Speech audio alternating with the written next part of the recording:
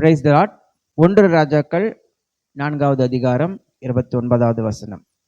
தேவன் சாலமோனுக்கு மிகுதியான ஞானத்தையும் புத்தியையும் கடற்கரை மணல் அத்தனையான மனோவிருத்தியையும் கொடுத்தார்.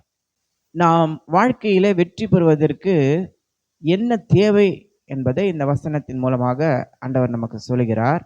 அதாவது நம்முடைய விருப்பம் எப்படிப்பட்டதாய் இருக்க வேண்டும் என்பதை குறித்து தான் இந்த வசனத்தின் மூலமாக ஆண்டவர் நமக்கு விளக்குகிறார்.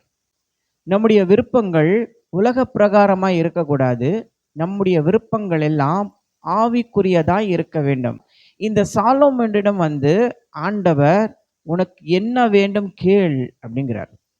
அப்ப இந்த சாலமோன் எனக்கு ஞானத்தை தாரும் ஆண்டவரேன்னு கேட்கிறான். ஆண்டவர் உனக்கு என்ன வேணும்னு கேட்கும் பொழுது, எனக்கு பணம் வேணும், எனக்கு பொருள் வேணும், எனக்கு அந்த நாடு வேணும், இப்படியெல்லாம் அவன் கேட்டிருக்கலாம். ஆனால் அதையெல்லாம் கேட்காமல் இந்த ஜனங்களை நடத்தக்கூடிய ஒரு ஞானத்தை எனக்கு தாரும் ஆண்டவரே அப்படின்னு தான் சாலமோன் கேட்கிறான்.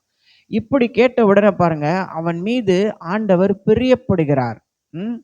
அவர் சொல்லுகிறார், ஆகையினால் தேவன் அவனை நோக்கி, நீ உனக்கு நீடித்த நாட்களை கேளாமலும் ஐஸ்வர்யத்தை கேளாமலும் உன் சத்துருக்களின் பிராணனை கேளாமலும் நீ இந்த காரியத்தையே கேட்டு நியாயம் விசாரிக்கிறதற்கு ஏற்ற ஞானத்தை உனக்கு வேண்டிக் கொண்டபடியினால் உன் வார்த்தைகளின்படி செய்தேன்.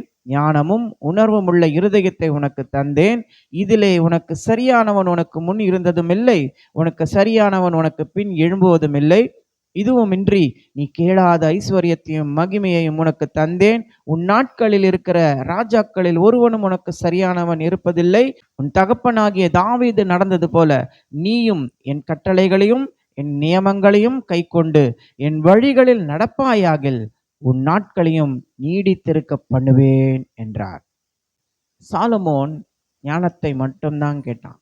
ஆனால் ஆண்டவர் ஞானத்தோடு சேர்ந்து ஐஸ்வர்யம், பதவி, உயர்வு, கௌரவம், நீடித்த ஆயுள் இத்தனையும் ஆண்டவர் ஏன் கொடுக்கிறார்னா, அவன் மேல் அவர் வைத்த பிரியத்தின் நிமித்தமாக. நாமும் கூட ஆண்டவரே ஞானத்தை கொடுங்க அப்படின்னு கேட்கும் பொழுது அந்த ஞானத்தோடு சேர்ந்து மற்ற எல்லா தேவைகளையும் அவர் நமக்கு சந்திப்பார்.